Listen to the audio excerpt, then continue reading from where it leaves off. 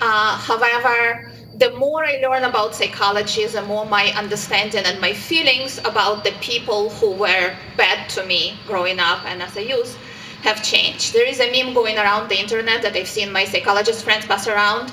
There is a point at which you know so much psychology that you can't really be mad at anybody. In other words, I get it. I get why people do this, or I get why people do that. And yes, I'm a human, I have emotions. But at some point, I force myself to step back and say, but wait, why? So I'm going to tell you the why, and you can do with it as you like. So one of the big whys for me today, especially as this is actually the topic in my classes this week, is a matter of choice and how we make choices.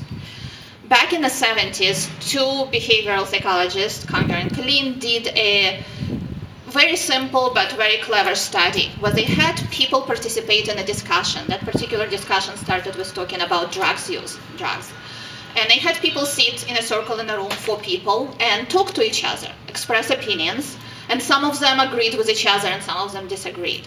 What participants in this study didn't know is that they were sitting in a room with 3 confederates. A confederate is a person who is recruited by the experimenter and is following a script. So the 3 people in the room were told when to agree and when to disagree with the other participant. And the study was looking at one very simple thing. Where did the participant look? So you tell me, if you're in this situation and you're talking to people who sometimes agree, sometimes disagree, which of these 3 people will you be looking at? The ones that agree with you or the ones that do not? What do you think?